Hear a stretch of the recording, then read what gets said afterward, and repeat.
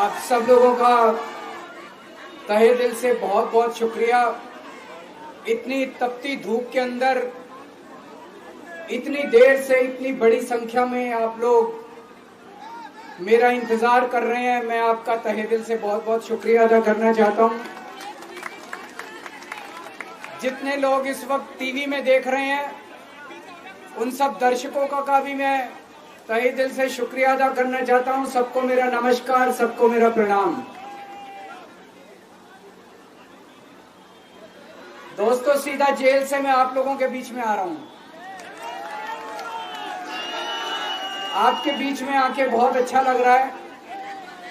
50 दिन के बाद अभी मैं, मेरी पत्नी भगवंत मान साहब, हम लोग कनॉट प्लेस में हनुमान मंदिर में गए थे। हनुमान जी का आशीर्वाद लिया, उनके दर्शन किए। फिर शिव जी के मंदिर गए, शनि जी महाराज के पास गए, उनका सबका आशीर्वाद लिया। बजरंगबली की खूब कृपा है हमारे ऊपर, हमारी पार्टी के ऊपर, देशवासियों के ऊपर। उन्हीं की कृपा से आज अचानक मैं आप लोगों के बीच में हूं। नहीं तो किसी को उम्मीद नहीं थी कि चुनाव के बीच में मैं जेल से बाहर आ जाऊंगा, लेकिन ऊपर बजरंगबली की कृपा है, हनुमान जी की कृपा है हम लोगों के ऊपर, और चमत्कार हुआ और आज मैं आप लोगों के बीच में हूं। दोस्तों, हमारी आम आदमी पार्टी एक छोटी सी पार्टी है, 2 राज्यों के अंदर है, अभी 10 साल पुरानी पार्टी है। हमारी पार्टी को कुचलने में, खत्म करने में प्रधानमंत्री जी ने कोई कसर नहीं छोड़ी। एक साथ हमारी पार्टी के 4 टॉप के नेता जेल भेज दिए एक साथ। अरविंद केजरीवाल, मनीष सिसोदिया, संजय सिंह, सतिंदर जैन। बड़ी बड़ी पार्टियों के अगर 4 टॉप के नेता जेल चले जाएं, पार्टी खत्म हो जाती है। आम आदमी पार्टी के 4 टॉप के नेता इन्होंने जेल भेज दिया। उन्होंने सोचा कि पार्टी खत्म हो जाएगी, लेकिन ये पार्टी नहीं है, ये एक सोच है। जितना ये खत्म करना चाहते हैं उतना ये बढ़ती जाती है, उतना ये बढ़ती जाती है। ये क्रश करना चाहते हैं प्रधानमंत्री जी आम आदमी पार्टी को। जो लोग मोदी जी से मिलने जाते हैं, वो कई लोग हमें भी जानते हैं, वो बाहर आके हमें बताते हैं कि आपके बारे में सबसे पहले मोदी जी से जो भी मिलने जाता है, सबसे पहले वो केजरीवाल की और आम आदमी पार्टी की 10 से 15 मिनट बात करते हैं। उनको कहते हैं कि आने वाले समय के अंदर आम आदमी पार्टी ही देश को भविष्य देने वाली है। वो खुद भी मानते हैं। इसीलिए वो चाहते हैं कि आज ही आम आदमी पार्टी को बढ़ने से रोका जाए, इनको कुचल दिया जाए। ये तानाशाही है। अगर उनको लगता है कि आम आदमी पार्टी आने वाले समय में बीजेपी को चैलेंज देने वाली है, आप अच्छे काम करो, आप देश को भविष्य दो। आज आपकी सरकार है केंद्र के अंदर, आप देश के लिए काम करोगे, आम आदमी पार्टी को कोई पूछेगा ही नहीं। लेकिन आप कुछ काम नहीं करो और आम आदमी पार्टी को कुचल दो, ये जनतंत्र नहीं है, ये इस देश की जनता पसंद नहीं करती। इन्होंने आम आदमी पार्टी को कुचलने में कोई कसर नहीं छोड़ी। छोटे से लोग हैं हम लोग, छोटी सी पार्टी है।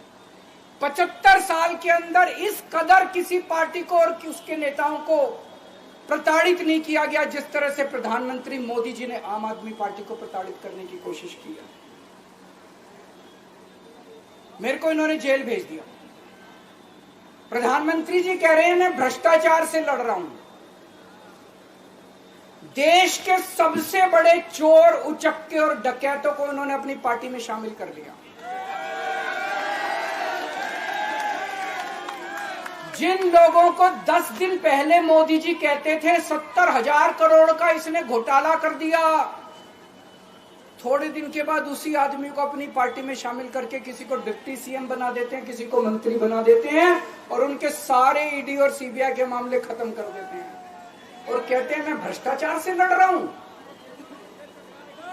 मैं मोदी जी को कहना चाहता हूं, भ्रष्टाचार से अगर लड़ाई लड़नी है तो केजरीवाल से सीखो। प्रधानमंत्री जी, भ्रष्टाचार के खिलाफ लड़ाई केजरीवाल ने लड़ी है। 2015 में जब दिल्ली में हमारी सरकार बनी थी, हमारे एक मंत्री का एक ऑडियो मेरे पास किसी ने व्हाट्सएप कर दिया। उस ऑडियो में मेरा मंत्री किसी दुकान वाले से 5 लाख रुपए मांग रहा था। किसी मीडिया वाले को नहीं पता था, विपक्ष को नहीं पता था। आप लोगों को याद होगा, मैंने अपने खुद मंत्री को सीबीआई के हवाले कर दिया, जेल भेज दिया था अपने मंत्री को। ये होती है भ्रष्टाचार के खिलाफ लड़ाई। पंजाब के अंदर मेरा एक मंत्री भ्रष्टाचार में, मेरे को पता चला कि वो पैसे मांग रहा है। वहां पे मान साहब ने उसको, किसी को भी, विपक्ष को नहीं पता था, मीडिया को नहीं पता था, हमने अपने मंत्री को उठा के जेल में भेज दिया। तुम देश के सारे चोर उचक्के डकैतों को अपनी पार्टी में शामिल कर लो और केजरीवाल को जेल भेज दो और कहो मैं भ्रष्टाचार के खिलाफ लड़ रहा हूं। तो आप भ्रष्टाचार के खिलाफ नहीं लड़ रहे प्रधानमंत्री जी। आप देशवासियों को बेवकूफ मत समझो। देश बच्चे बच्चे की जुबान के ऊपर हो रहा है कि सारे चोर चक्कों को अपनी पार्टी में शामिल करके और ईडी और सीबीआई के सारे केस उनके रफा दफा कर दे। केजरीवाल को क्यों गिरफ्तार किया? केजरीवाल को गिरफ्तार करके उन्होंने एक मैसेज दिया है सारे देश को कि अगर मैं केजरीवाल को गिरफ्तार कर सकता हूं तो किसी को भी गिरफ्तार कर सकता हूं। कोई केस नहीं होगा, कोई मामला नहीं होगा, तब भी मैं तुमको गिरफ्तार कर सकता हूं। एक बेहद खतरनाक मिशन चालू किया हुआ है प्रधानमंत्री जी ने, बहुत ही खतरनाक। देशवासियों को यह समझने की, अब जब मैं बोलने जा रहा हूं, समझने की जरूरत है। उस मिशन का नाम है वन नेशन वन लीडर। देश के सारे नेताओं को खत्म करना चाहते हैं मोदी जी, और इसको 2 स्तर के ऊपर इस मिशन को चला रहे हैं। जितने विपक्ष के नेता हैं उनको जेल भेजेंगे और जितने बीजेपी के नेता हैं उनको सबको निपटा देंगे, उनकी राजनीति खत्म करते जाएंगे, उनको सबको निपटाते जाएंगे। विपक्ष के अंदर आज इन्होंने मनीष सिसोदिया को जेल भेज दिया, संजय सिंह को जेल भेज दिया, सत्येंद्र जैन को जेल भेज दिया, केजरीवाल को जेल भेज दिया, हेमंत सोरेन को जेल भेज दिया, ममता दीदी के कई मंत्रियों को जेल भेज दिया, स्टालिन के कई मंत्रियों को जेल भेज दिया, केरला के सीएम के पीछे पड़े हैं। अगर ये चुनाव जीत गए, मेरे से लिखवा लो एफिडेविट के ऊपर, थोड़े दिन के बाद ममता दीदी जेल में होंगी, तेजस्वी यादव जेल में होगा, स्टालिन साहब जेल के अंदर होंगे, पिनरई विजयन जेल के अंदर होंगे, उद्धव ठाकरे जेल के अंदर होंगे, जितने विपक्ष के नेता ये सारे जेल के अंदर होंगे। अगर ये चुनाव जीत गए, इन्होंने बीजेपी का एक नेता नहीं छोड़ा।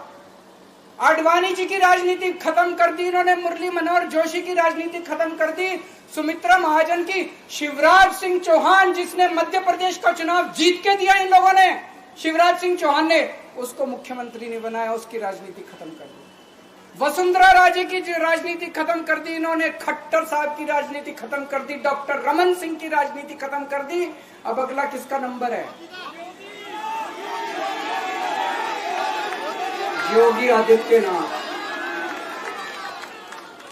अगर ये चुनाव जीत गए, मेरे से लिखवा लो, 2 महीने के अंदर उत्तर प्रदेश का मुख्यमंत्री बदल देंगे। योगी आदित्यनाथ की राजनीति खत्म करेंगे, उनको भी निपटा देंगे। यही तानाशाही है दोस्तों। वन नेशन वन लीडर ये चाहते हैं, एक ही तानाशाह इस देश के अंदर बचेगा, एक ही तानाशाह इस देश के अंदर बचेगा।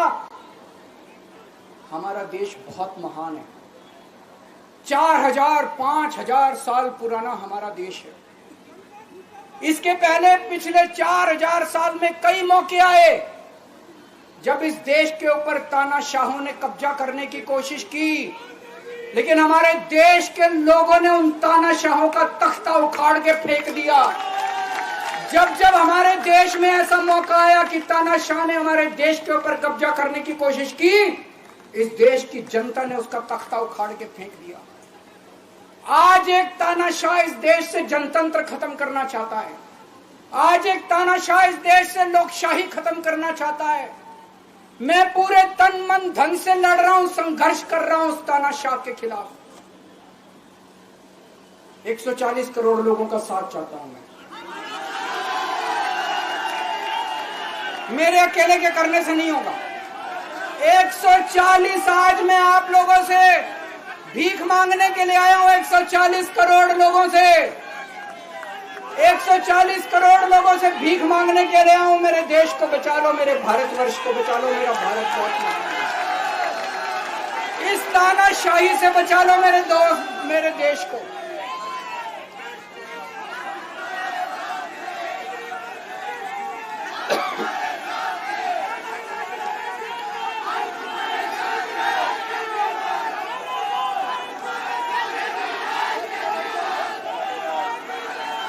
मैं सुप्रीम कोर्ट का बहुत बहुत शुक्रिया अदा करना चाहता हूं। उन्होंने 21 दिन दिए हैं, एक एक दिन में 24 घंटे हैं। मैं एक दिन में 24 में से 36 घंटे काम करूंगा। पूरे देश भर में घूमूंगा इस तानाशाही को रोकने के लिए। दोस्तों, जितनी मेरे अंदर ताकत है, मेरा सब कुछ कुर्बान है देश के लिए। मेरा तन मन धन सब कुछ कुर्बान है मेरे देश के लिए। मेरे खून का एक एक कतरा मेरे देश के लिए, मेरे शरीर का एक एक कतरा, मेरी जिंदगी का एक एक पल मेरे देश के लिए। मेरे देश को बचाने के लिए मैं पूरे देश में जाऊंगा। दोस्तों, अब एक बहुत महत्वपूर्ण बात करने जा रहा हूं, उसको ध्यान से सुनना। ये लोग इंडिया गठबंधन से पूछते हैं आपका प्रधानमंत्री कौन होगा। मैं बीजेपी से पूछता हूं आपका प्रधानमंत्री कौन होगा। आप लोग सोच रहे होंगे केजरीवाल क्या बात कर रहा है, मोदी जी होंगे। नहीं, मोदी जी अगले साल 17 सितंबर को 75 साल के हो रहे हैं। बीजेपी के अंदर मोदी जी ने 2014 में मोदी जी ने खुद ने रूल बनाया था कि बीजेपी के अंदर जो भी 75 साल का होगा उसको रिटायर कर दिया जाएगा। सबसे पहले आडवाणी जी को रिटायर किया गया, उसके बाद मुरली मनोहर जोशी जी को रिटायर किया गया, फिर सुमित्रा महाजन को रिटायर किया गया, फिर यशवंत सिन्हा को रिटायर किया गया। अब मोदी जी अगले साल 17 सितंबर को रिटायर होने वाले हैं। तो मैं बीजेपी से पूछना चाहता हूं आपका प्रधानमंत्री का दावेदार कौन है। दोस्तों, अगले साल 17 सितंबर तक अगर इनकी सरकार बनी, तो उस पर भी आऊंगा मैं। अगर इनकी सरकार बनी तो पहले अगले 2 महीने में योगी जी को निपटाएंगे ये, और उसके बाद मोदी जी के सबसे खास अमित शाह को ये प्रधानमंत्री बनाएंगे। तो मैं लोगों को, देश के लोगों को आगाह करना चाहता हूं, मोदी जी अपने लिए वोट नहीं मांग रहे। मोदी जी अमित शाह को प्रधानमंत्री बनाने के लिए वोट मांग रहे हैं। मैं पूछना चाहता हूं मोदी जी से और अमित शाह जी से, ये मोदी की गारंटी पूरी कौन करेगा? क्या अमित शाह मोदी की गारंटी पूरी करेंगे? जब आप अगर जो वैसे तो मेरे को लगता है, मैं भी आऊंगा उसके ऊपर, मुझे नहीं लगता इनकी सरकार बन रही है, लेकिन जो बीजेपी को वोट देने जाएं वो ये सोच के जाना कि आप मोदी जी के नाम पे वोट नहीं दे रहे, आप अमित शाह के नाम पे वोट दे रहे।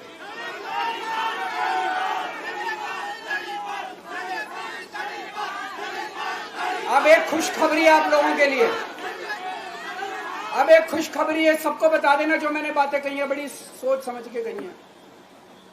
वहां बैठ के यही सोच रहा था 50 दिन से।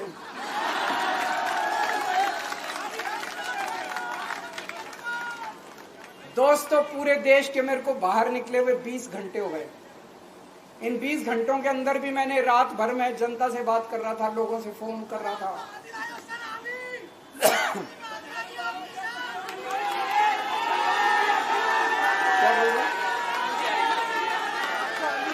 रात को आंधी आई थी।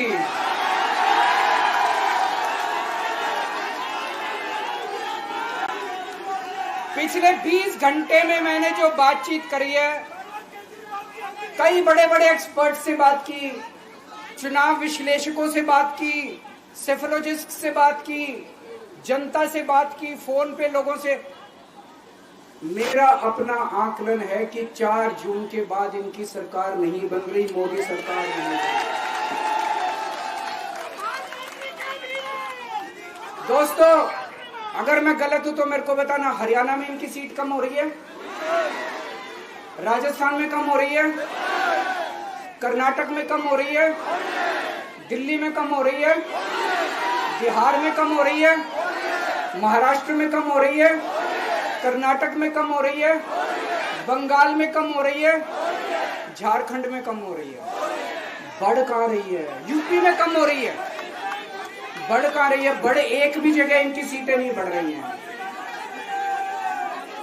मेरा अपना मानना है, और सट्टा बाजार में भी वो जो चल रहा है, इनकी 220 से 230 के बीच में सीट आ रही है, उससे ज्यादा सीट नहीं आ रही।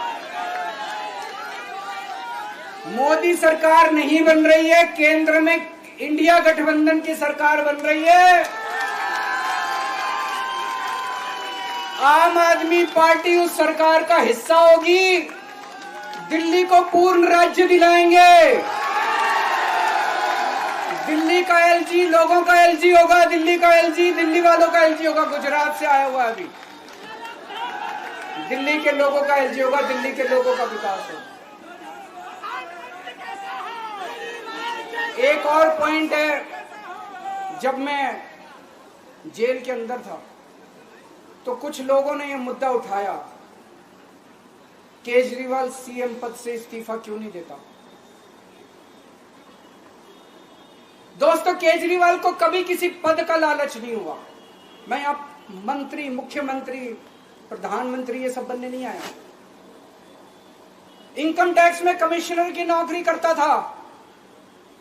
कमिश्नर की नौकरी छोड़ के दिल्ली की झुग्गियों के अंदर 1 नहीं, 2 नहीं, 3 नहीं, 10 साल तक मैंने दिल्ली की झुग्गियों के अंदर काम किया है, सुंदर नगरी और नंद नगरी की झुग्गियों के अंदर। इनकम टैक्स कमिश्नर की नौकरी छोड़ के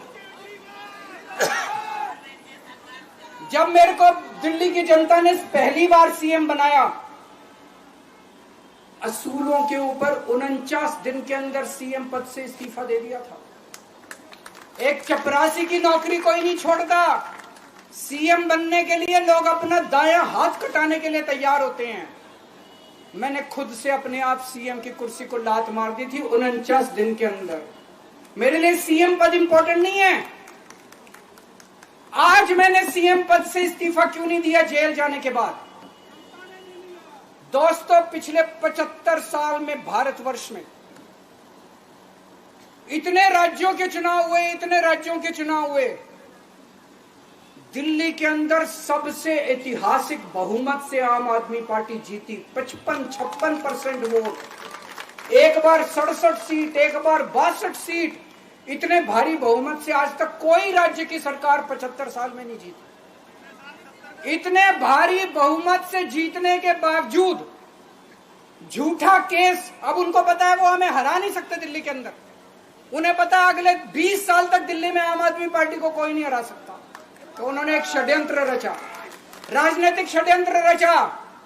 केजरीवाल को झूठे केस में जेल भेज दो, केजरीवाल को इस्तीफा देना पड़ेगा, केजरीवाल की सरकार गिर जाएगी। उन्होंने ये षड्यंत्र रचा। मैंने कहा मैं भी इस्तीफा नहीं दूंगा। तुम अगर जनतंत्र को जेल में कैद करोगे तो जनतंत्र जेल से चला के दिखाएंगे। दोस्तों, सरकार भी जेल से चला के दिखाएंगे। कतई इस्तीफा, तुम्हारे ट्रैप में फंसने वाले नहीं हम। ये अगर हेमंत सोरेन साहब को भी इस्तीफा नहीं देना चाहिए था, जेल से सरकार चलानी चाहिए। अगर हमने इस्तीफा दे दिया, ये तो बड़ा अच्छा इनके लिए।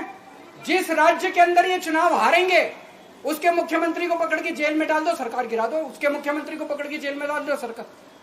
आज मैं अगर दिल्ली की जेल के अंदर रह के दिल्ली की जेल से इस्तीफा नहीं दे रहा, वो इस तानाशाही के खिलाफ संघर्ष कर रहा हूं, इसको समझ लेना। केजरीवाल को किसी पद का लालच नहीं है। सीएम तो 100 सीएम की कुर्सी देश के नाम कुर्बान हो गई। मुझे पता चला, मेरे जेल जाने से बहुत लोग भावुक हुए, खासकर मेरी माँ, बहनें, महिलाएं बहुत रोई, कईयों ने बहुत मन्नतें मांगी। मैं सबका बहुत बहुत शुक्रिया अदा करना चाहता हूं, जिन लोगों ने अपनी दुआएं, करोड़ों करोड़ों लोगों ने अपनी दुआएं भेजी हैं। पूरी दुनिया भर से करोड़ों लोगों ने दुआएं भेजी। उन्हीं के आशीर्वाद का कमाल है कि आज मैं आप लोगों के बीच में हूं। आप लोग सब लोग सुखी रहें, देश खूब तरक्की करे, फले फूले, आप सब लोग खूब खुश रहें, ऐसी मेरी प्रभु से इच्छा है। भारत माता की